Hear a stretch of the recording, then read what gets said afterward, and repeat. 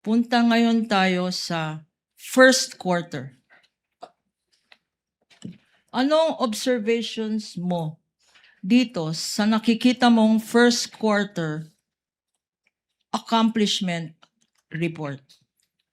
Based on this first quarter accomplishment report, meron pong dalawang items dito na hindi kasama dun sa allowable confidential expenses under item 4.8 of the Joint Circular 2015-01.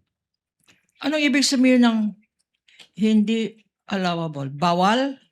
Bawal ba? Opo, kasi yung listahan po ng allowable confidential expenses under 4.8 ng Joint Circular ay exclusive. So kapag hindi po kasama doon, hindi po pwedeng paggapitan ng kanilang confidential fund.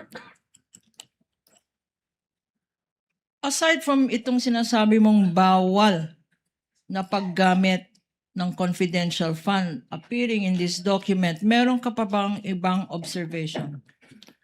Meron din pong line item for the payment of reward under item B po nung kanilang actual outcome and accomplishment at wala po silang sinubmit na any document evidencing the success of the information gathering or surveillance activities on account of the information given by the informer as required po under item 4.8.5 of the Joint Circular. So itong linalagay dyan ng payment of reward, ang sinasabi mo, Mr. Witness, based on the joint circular,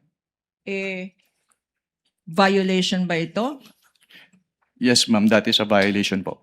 Bakit ulit violation itong nakalagay dyan?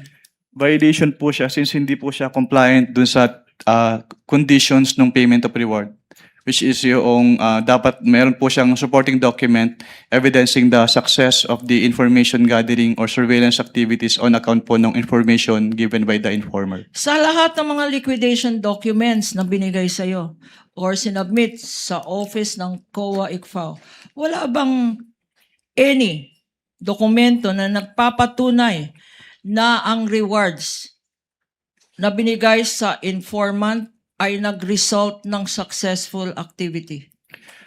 Based on their submissions po, wala po, ma'am. Meron pa bang observation dito?